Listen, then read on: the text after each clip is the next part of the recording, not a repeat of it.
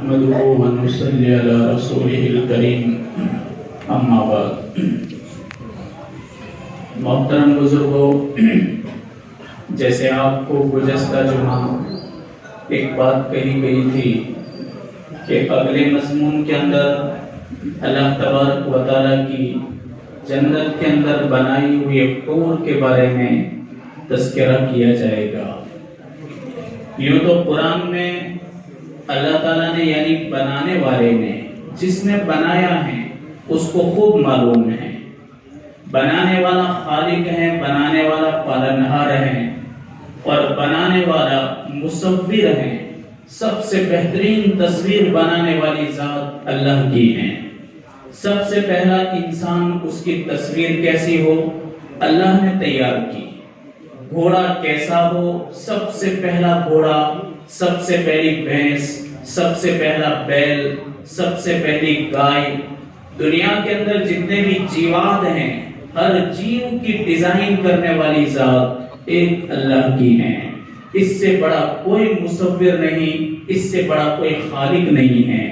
اب یہ مصور جس نے انسان کی تصویر بنائی، یہ مصور جس نے حور کی تصویر بنائی، اور وہ ڈیزائنر کہ جس نے جنت کو ڈیزائن کیا، جنت کا پینٹ کیا، جنت کے مکانات کی سب سے بہترین شکل بنائی، یہ خالق اور مالک قرآن کے اندر الگ الگ انداز کے اندر ہمیں سمجھاتا ہے، ہمیں بتاتا ہے۔ اللہ تعالیٰ قرآن میں کہیں تو فرماتا ہے فیہن قاصرات الطرف لم یطمثہن انس قبلہم ولا جان فبأي آلاء ربكما تكذبان كأنهن الياقوت والمرجان۔ کہیں اللہ فرماتے ہیں انا انشأناهن انشاء فجعلناهن ابکارا عربا اترابا لاصحاب الیمین۔ کہیں اللہ فرماتے ہیں ان للمتقین مفازا حدائق واعنابا وکواعب اترابا وکأسا دہاقا۔ یہ اللہ تعالیٰ اپنے نیک بندوں کے حق میں جنت کی اور جنت کے حور کی پہچان کراتا ہے۔ اللہ فرماتے ہیں کہ میرے بندو اپنے آپ کو تھوڑا بچا کر کے لے آؤ، اپنے آپ کی پاک دامنی کے ساتھ آ جاؤ، تمہیں جنت کی بہترین حوروں کے ساتھ ہم نکاح کر دیں گے۔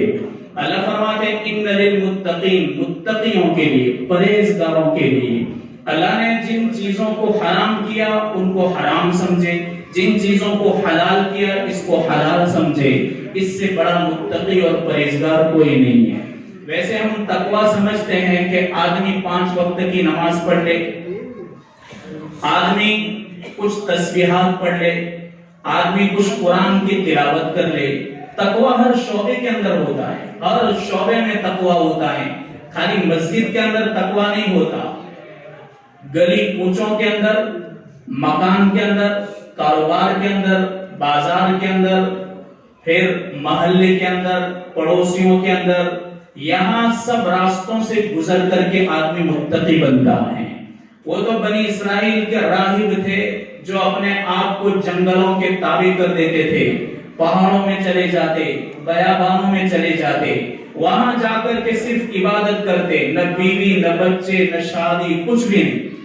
وہ کئی سالوں تک پڑے رہتے تھے اور کسی حالت میں ان کی موت آتی تھی۔ ایسے لوگوں کو راہب کہتے ہیں۔ ہمارے نبی نے فرمایا لا رہبانیت فی الاسلام، اسلام کے اندر رہبانیت نہیں کہ آدمی بیوی بچوں سے کٹ جائے، کاروبار سے کٹ جائے، خاندان سے کٹ جائے، لوگوں سے کٹ جائے، سب سے کٹ کر کے الگ چلا جائے۔ اللہ کے حبیب نے فرمایا کہ رہبانیت ہم میں نہیں ہے، بنی اسرائیل میں بھی نہیں تھی۔ وَرَهْبَانِيَّةً ابْتَدَعُوهَا مَا كَتَبْنَاهَا عَلَيْهِمْ، بنی اسرائیل پر بھی ایسی رہبانیت نہیں تھی۔ اللہ فرماتے ہیں مَا كَتَبْنَاهَا عَلَيْهِمْ، ہم نے بھی ان پر رہبانیت کو لاگو نہیں کیا تھا۔ بنی اسرائیل اپنی مرضی سے اس کو رائج دیتے تھے۔ باقی اللہ تعالیٰ فرماتے ہیں لا یکلف اللہ نفسا الا وسعها، ہم بندے پر اتنی ہی تکلیف ڈالتے ہیں جتنا میرا بندہ برداشت کر سکے، اس سے زیادہ اللہ تعالیٰ ہم کو پابند نہیں کرتا ہے۔ بہرحال اللہ فرماتے ہیں کہ ان للمتقین مفازا۔ سلیمان ابن یسار بہت بڑے تابعین میں سے ہیں، بہت بڑے تابعین ہیں۔ یہاں تک کہ مدینہ میں فقہائے سبع علماء جانتے ہیں کہ مفتی اعظم کی ڈگری رکھنے والے 7 فقہا تھے مدینہ میں. ان 7 کے اندر سلیمان ابن یسار کا نام بھی آتا ہے. بہت بڑے فقیہ، بہت بڑے محدث، بہت بڑے مجتہد آدمی تھے. اللہ نے ان کو بڑی خوبصورتی عطا فرمائی تھی. اس زمانے کے لوگ سلیمان ابن یسار کو یوسف علیہ السلام کا نمونہ کہتے. یوسف علیہ السلام جیسی شکل ایسا ان کو کہتے. اپنے زمانے میں مدینہ کے رہنے والے تھے. ایک بار یہ اپنے ساتھی کے ساتھ حج کے ارادے سے مدینہ سے مکہ گئے. راستے میں چلتے چلتے مقام ابوا پہنچے. مقام ابوا وہ جگہ ہے جہاں اللہ کے حبیب کے والدہ حضرت آمینہ رضی اللہ عنہا کی قبر ہے. وہاں مقبرہ ہے. سنگلاخ وادیوں کے اندر نوکدار پہاڑوں کے بیچ میں ان کی قبر ہے جہاں کسی کو جانے کی اجازت نہیں دی جاتی. تو مقام ابوا پہنچے. ان کے ساتھی نے کہا کہ تم اس پہاڑ کے اوپر آرام کرو، میں بازار سے کچھ کھانا لے کر آتا. سلیمان ابن یسار پہاڑی پر ٹھہر گئے اور ان کے ساتھی کھانا لینے کے لیے بازار گئے. اب یہ ذکر اللہ میں مشغول ہو گئے. ذکر کرتے رہے.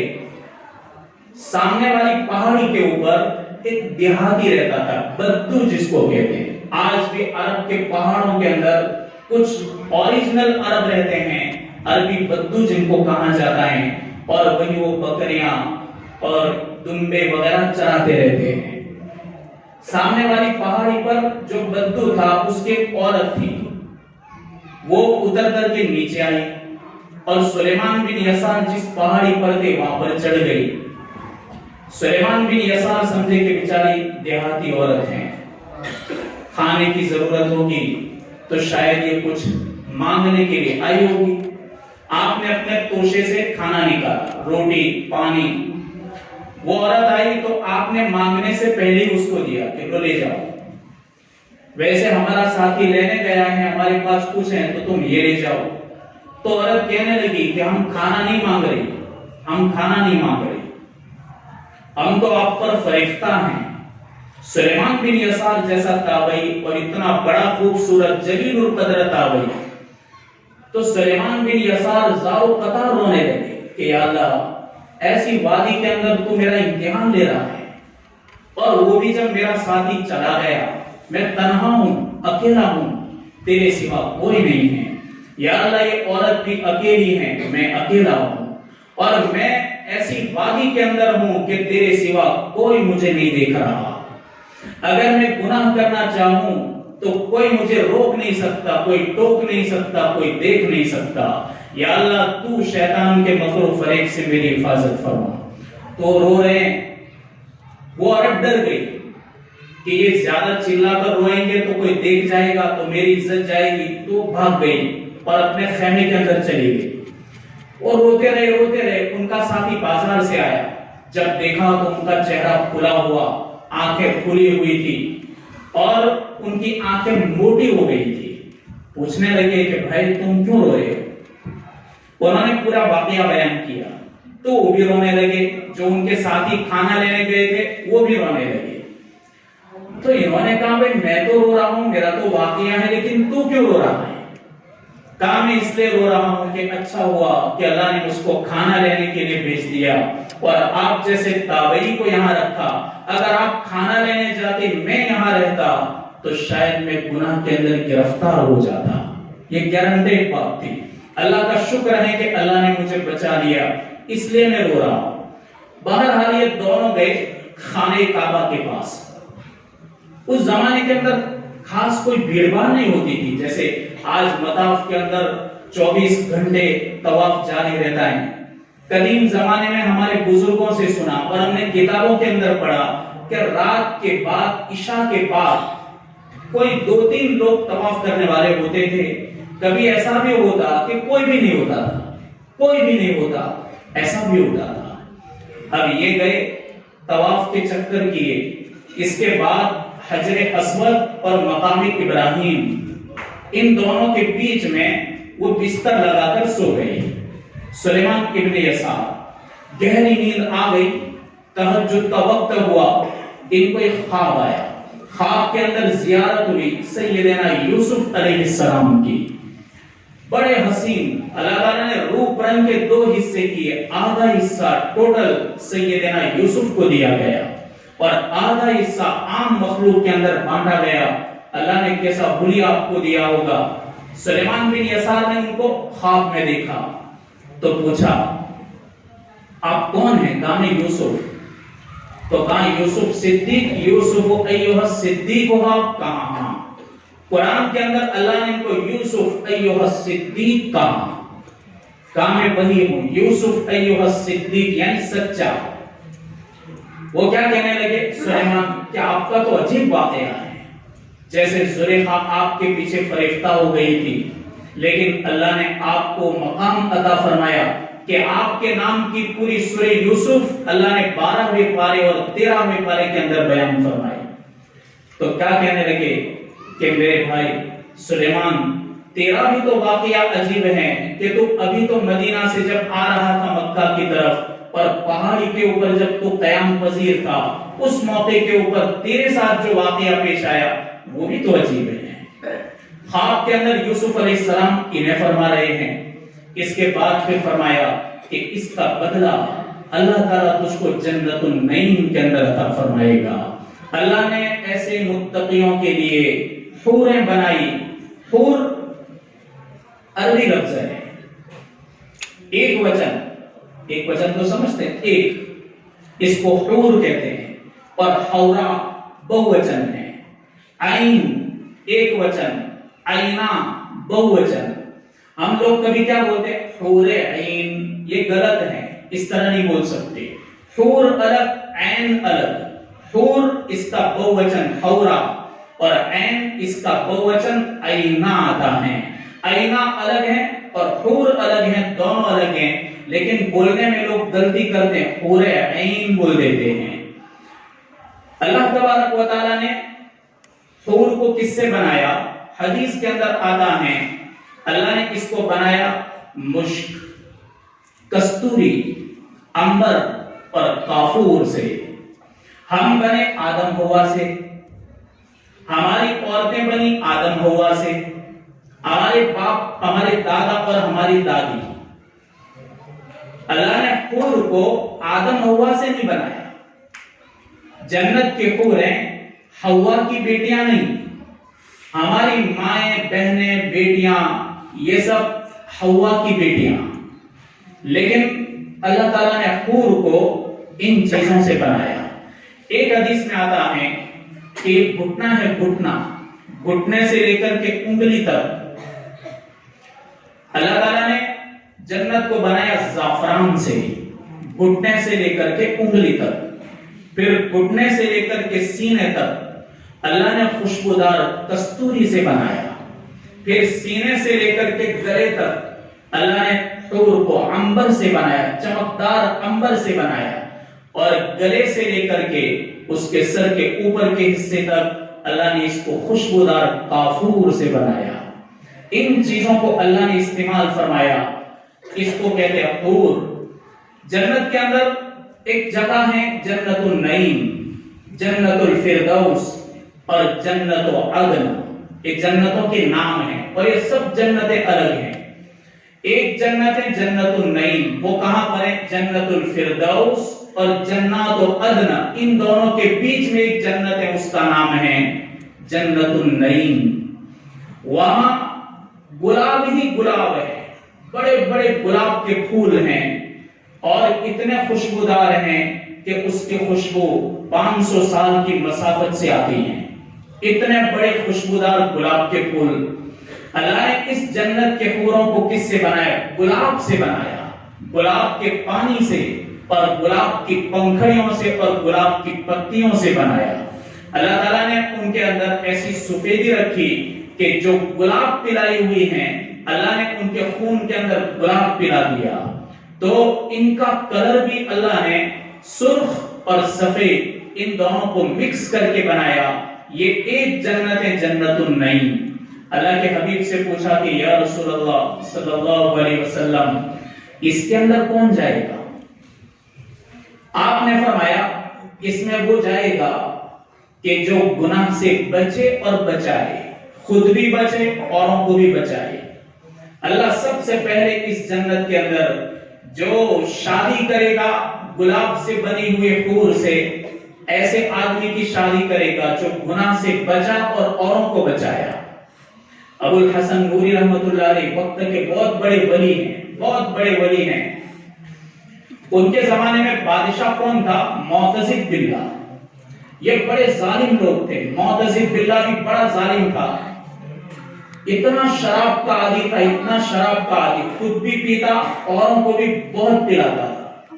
اس کی عادت تھی وہ جب ٹوپی پہنتا تو لوہے کی ٹوپی پہنتا، زرہ پہنتا مضبوط لوہے کی زرہ پہنتا، ہاتھ کے اندر کوڑا رکھتا تو لوہے کا، ہاتھ کے اندر گرز رکھتا تو لوہے کا، بیٹھتا تھا لوہے کی کرسی پر، لوہے کی کرسی پر بیٹھتا، اور کبھی جوتے پہنتا، سلیپر جوتے ہوتے ہیں، جیسے نہیں وہ لکڑی کے دو انگوٹھے پر ایک دو گٹے ہوتے ہیں، اس میں انگوٹھا کو بھرا دیا جاتا ہے، جیسے وضو کے بعد اکثر ہمارے بڑے بڑے پہنا کرتے تھے گھر کے اندر، وہ پہنتا تھا لوہے کا، یعنی وہ لوہے پر فدا تھا، یعنی وہ کہنا چاہتا تھا کہ میں لوکھنڈی پروش ہوں، اور کھڑے کر وہ ظالم تھا اور لشکروں کو ہراتا تھا، معتضد باللہ۔ اب کیا ہوا؟ اس کی شراب باہر سے آئی، کشتیوں میں بھر کر کے آئی، باہر کی شراب جو خالص انگور سے بنی ہوئی تھی، انگور بڑے بڑے مٹکے تھے، دریا کنارے کے اوپر اس کی کشتی لگ گئی۔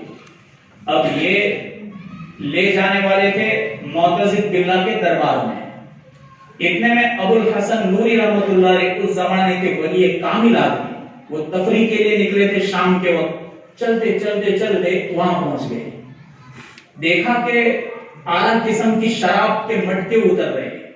آپ نے پوچھا بھئی یہ کس کے ہیں؟ کہا کہ بادشاہ سلامت کے۔ کہا کون بادشاہ سلامت؟ کہا معتضد باللہ کے۔ اتنی شراب وہ اکیلا پیے گا؟ تو ملا نے کہا کہ نہیں، وہ پیے گا اور پلائے گا، اس کی پارٹیاں ہوتی ہیں رات کے وقت، وہ خود بھی پیتا ہے اوروں کو بھی پلاتا ہے۔ تو حضرت نے وہ ملا کے پاس ایک چمچا ہوتا ہے جس سے وہ پانی کو ایسے ہٹاتے ہیں تو کشتی آگے بڑھتی ہے، وہ چمچا لیا اور اسی سے سارے مٹکوں کو توڑ دیا، 9 مٹکوں کو توڑ دیا، ایک مٹکا باقی رہا اور اس کے ہاتھ میں دے دیا کہ لے۔ کہا حضرت یہ تو آپ بھی مرے اور میں بھی مرا۔ کہاں دیکھتے ہیں میں مرا کہ تو مرا، اب دیکھتے ہیں۔ کہاں کہ بات پوری ہو گئی، وہ پوچھے تو میں کیا کہوں؟ کہاں معتضد کو کہہ دینا کہ ابو الحسن نوری نے زبردستی میرے ہاتھ سے چمچا لے کر کے اس کو توڑ دیا، میرا نام لے لینا اور تو کہے تو میں تیرے ساتھ آؤں۔ کہا نہیں، ساتھ تو مت آؤ لیکن میں آپ کا نام لوں گا۔ کہا بالکل، اور میں اسی جگہ پر رہتا ہوں تاکہ اگر اس کی پولیس آئے تو ان کو ڈھونڈنا نہ پڑے کہ کہیں ایسا نہ کہے میں گم ہو گیا، چھپ گیا، میں یہیں پر کھڑا رہتا۔ اب ایک مٹکا لے کر کے وہ ملا گیا دربار میں، تو معتضد باللہ نے کہا کہ دوسرے کہاں گئے؟ کہاں توڑ دیے۔ کہا کس نے توڑ دیے؟ کہا وہ بزرگ نے۔ کہا کون سے بزرگ؟ کہا ابو الحسن نوری نے۔ کہا پکڑ کے لاؤ۔ یہ تو یہیں پر کھڑے تھے دریا کنارے پر، پولیس آئی اٹھا کر کے لے گئی دربار میں، بادشاہ کے سامنے کھڑا کر دیا۔ وہ کھڑے ہو گئے کہ کہاں کہ تیری اتنی جرأت اور ہمت کہ تو نے ہمارے شاہی مٹکوں کو توڑ دیا۔ کہاں ہمت ہے تبھی تو توڑا، ورنہ میں تھوڑی توڑتا۔ میں نے سب سے پہلے پوچھا یہ مٹکے کس کے ہیں؟ اس نے کہا شاہی دربار کے، اس لیے میں نے توڑ دیے۔ اور مجھے یہ بھی کہا کہ معتضد باللہ کے ہیں، اس لیے میں نے توڑ دیے۔ کہا کہ کیا تو نگران ہے؟ نگران کس کو کہتے ہیں؟ کہ جس کو ذمہ داری دی گئی ہو کہ کہاں گناہ ہو رہا ہے، جیسے وہ درختوں میں چھپ کر کے، ندیوں کے کناروں پر، اسی طرح جھاڑیوں میں بیٹھ کر کے کبھی جوا کھیلتے ہیں، تو میں جب جاتا ہوں تو سب ریسرچ کرتا ہوں اور دیکھتا ہوں۔ ابو الحسن نوری کہہ رہے ہیں کہاں تو اس کو ہم نے نگران بنایا دیکھنے کا؟ کہا نہیں، تو نے نہیں بنایا، اللہ نے بنایا۔ کہو بڑا آ گیا، اللہ نے بنایا۔ تیرے پاس دلیل ہے تجھ کو اللہ نے نگران بنایا کہاں؟ کیا دلیل ہے کہ تجھ کو اللہ نے نگران بنایا کہاں؟ یا بنی اقم الصلاۃ وامر بالمعروف وانھ عن المنکر واصبر علی ما اصابک ان ذلک من عزم الامور۔ اللہ تعالیٰ فرماتے ہیں قرآن کے اندر سورہ لقمان، حضرت لقمان نے جو کہا اپنے بیٹے کو کہ بیٹا نماز قائم کرنا، اچھے کاموں کا حکم دینا اور لوگوں کو برائی سے روکنا، اور اس روکنے پر جو بھی تیرے اوپر حالات آئے اس پر صبر کرنا۔ وَأْمُرْ بِالْمَعْرُوفِ وَانْهَ عَنِ الْمُنْكَرِ، برائیوں سے لوگوں کو روکنا، اور وَاصْبِرْ عَلَىٰ مَا أَصَابَكَ، جب تو لوگوں کو روکے گا تو بدماشوں کی طرف سے تیرے اوپر حالات ضرور آئیں گے، ان حالات کو برداشت کر لینا اور تم ڈٹے رہنا اور ثابت قدمی کے ساتھ ان بدماشوں کا مقابلہ کرنا، یہ اللہ کا حکم ہے۔ تو میں اس آیت کا پابند بن گیا، اس لیے اب میں کیا ہوں؟ نگران ہوں۔ کہاں تجھ کو اللہ نے نگران بنایا؟ کہاں مجھے اس ذات نے نگران بنایا جس ذات نے تجھ کو خلیفہ بنایا ہے؟ تو معتزد باللہ کہنے لگا کہ چلو ٹھیک ہے، ہم نے آج سے آپ کو نگران بنا دیا، اب ہمارے دربار میں اور دربار کے اطراف میں اور ہمارے وزیروں میں بھی جہاں کہیں بھی گناہ ہوتے ہوں تمہاری ذمہ داری ہے کہ تم روک سکتے ہو، ٹوک سکتے ہو، اور اس قسم کی جو کوئی حرکت کرے تو انہیں تم مار بھی سکتے ہو، ہم نے ہی تم کو نگران بنا دیا۔ اللہ تبارک و تعالیٰ نے ایسے لوگوں کے حق میں فرمایا جو گناہ سے بچے اور بچائے، ان لوگوں کو اللہ تعالیٰ جنت النعیم دے گا، اور جنت النعیم کے اندر ایسی حوریں عطا فرمائے گا جن کو اللہ تبارک و تعالیٰ نے گلاب سے بنایا ہے۔ یہ اہل ایمان ہی کے لیے، اللہ تعالیٰ نے ایمان والوں کے لیے ہی بنایا، بے ایمانوں کا کوئی حصہ نہیں۔ اور اس میں کوئی بات نہیں کہ خالی انبیاء اور اولیاء کے لیے، ہم سب کے لیے اللہ نے اس کو بنایا ہے۔ شرط یہ ہے کہ ہم اللہ کے احکام کی پابندی کرتے ہوئے دنیا میں زندگی گزارے، اور اس حال میں ہماری موت آئے کہ اللہ ہمیں فرما برداروں کے اندر شامل کر دے۔ اس حال میں جو کوئی ایمان والا دنیا سے رخصت ہوگا، اللہ تبارک و تعالیٰ ان تمام کو ان نعمتوں سے سرفراز کرے گا۔ اللہ تعالیٰ ہمیں بھی اپنی مرضیات کے تابع چلائے، اپنی نفس کے حوالے نہ کرے، اور نفس کی اور ہماری مرضی کے مطابق زندگی گزارنے سے ہماری حفاظت فرمائے۔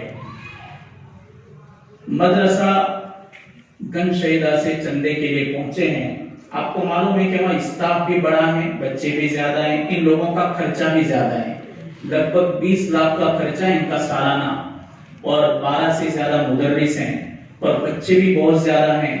تو میرے بھائیو، ان کے پاس بیلنس کی بھی کمی ہے، بلکہ نہ ہونے کے درجے میں جو حالات چلے لاک ڈاؤن وغیرہ کے، اس میں رمضان میں بھی کام نہیں ہو سکا، دوسرے مہینوں میں بھی نہیں ہو سکا۔ اللہ تعالیٰ اس کا بہتر بدلہ دیں گے، جتنا ہو سکے اپنی وسعت کے مطابق مدد کریں۔